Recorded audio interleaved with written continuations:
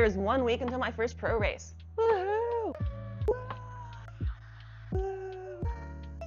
This is the first race of my season. I'm planning on doing probably 4 to 6 races, and they'll probably be all half Ironmans. So my partner and our cats and I will be driving down to Chattanooga on Friday. I'm super stoked. I haven't raced since early December, and I've put in a pretty good block of training, so I'm really excited to see where I'm at. The one thorn in my side is that I've been sick for the past 2 or 3 weeks now.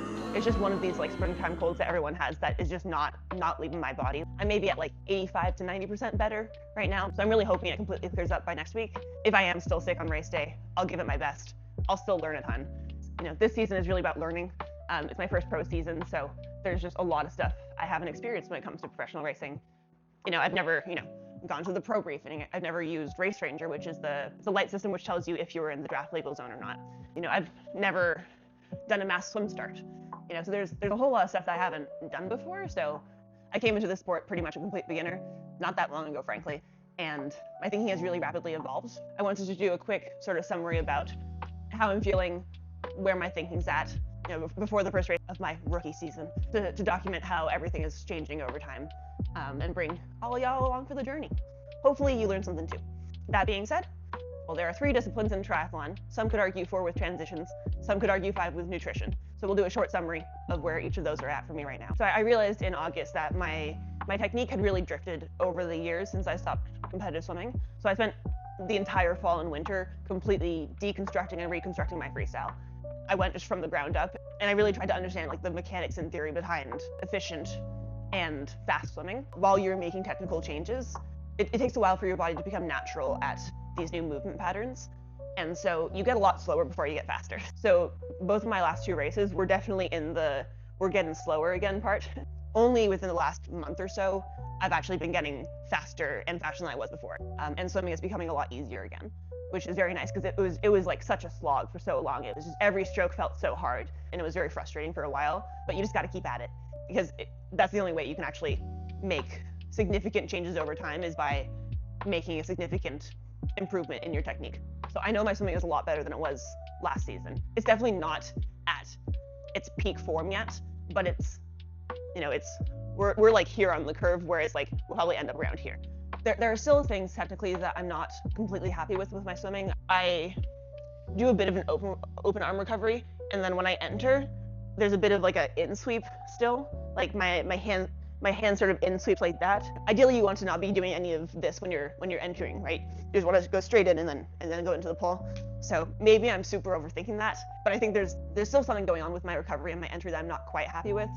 And then also, I have historically had a relatively low cadence, and I'm working on trying to get that higher, but I don't want to try to increase my cadence if that means swimming sloppily. So since I've been more comfortable swimming with this new technique, I have been slowly working on maintaining and even decreasing stroke rate while increasing my cadence. Ultimately, I think to be a top distance swimmer, you do have to have a relatively high cadence. Look at Ledecky, right? She's so fast, and she's just bop, bop, bop, bop, bop, bop, and my cadence is relatively low compared to when you look at any good distance swimmer, so that is also a work in progress. I definitely put a lot of pressure on myself to be one of the best swimmers in the sport because of my background as a swimmer.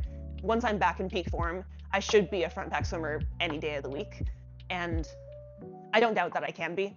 It's just a matter of the time and putting in the work. I'm just not there yet.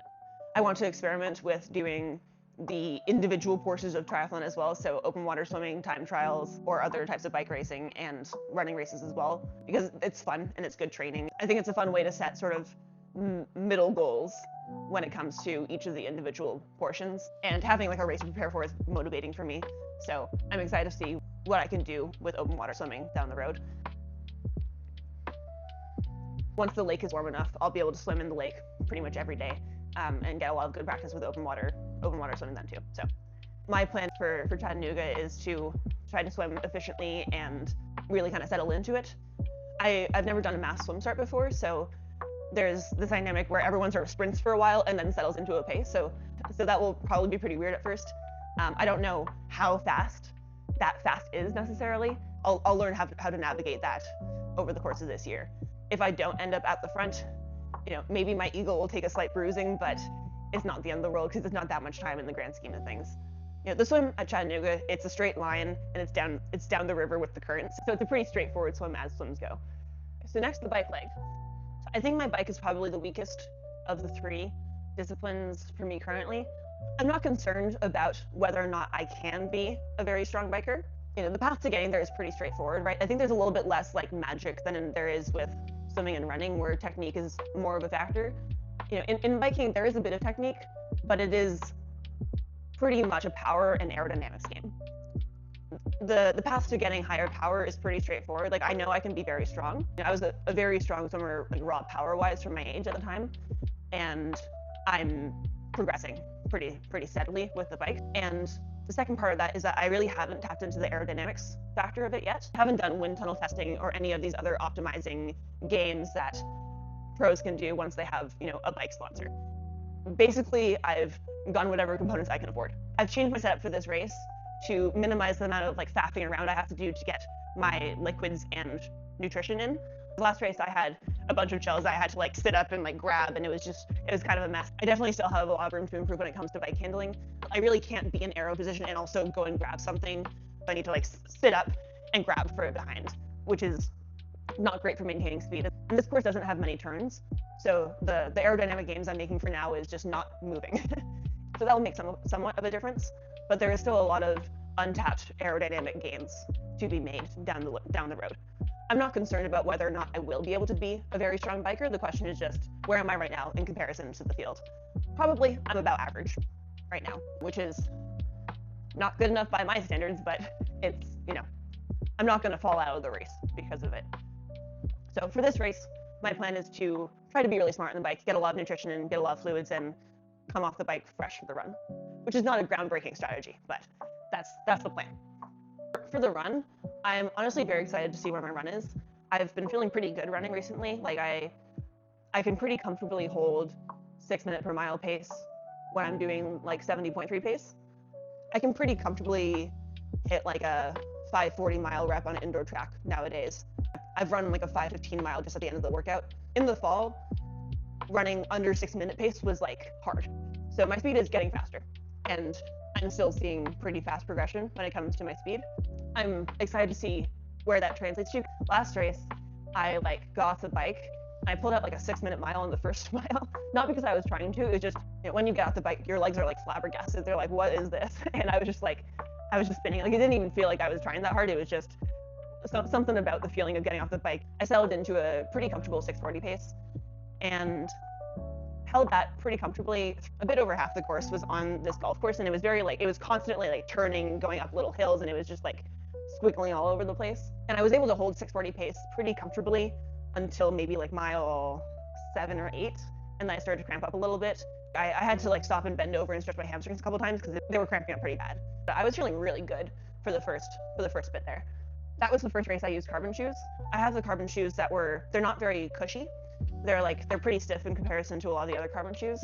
And I have a new pair of race shoes because I've run the old pair into the ground during my track workouts. But these new shoes, they're so comfy. They're so fast. I did a third of my track workout this week with those shoes, and I was I'm running on trampolines. It was crazy.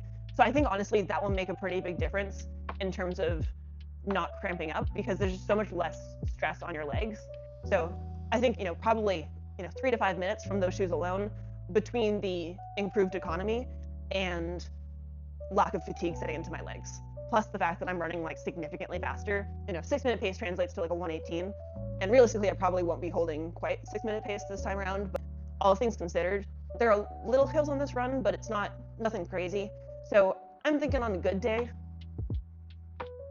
low 120s is reasonable, I think. Last race was a 131 or 132. Before that was a 140 something. That was without carbon shoes. Part of that progression is definitely the increase in shoe technology that I was wearing, and part of it is just getting faster. Putting out there, by the end of the year, I want to run a sub 120 half marathon off the bike. And that will put me in the range of being a good runner in the sport. I think that's a reasonable goal. I think I can be one of the best runners in the sport. Also, depending on how things go, I may have my eyes set out on a couple of Canadian records. We'll see. TBD. But I think with the way things are going now, I feel pretty good about my prospects as a runner. Overall, pretty excited for the run. It always hurts, but that's part of the joy of it. You're not running hard enough if you're not hurting by the end. So I'm excited to see what I have in the legs. And if I do all of that, it should come together to be a pretty good race.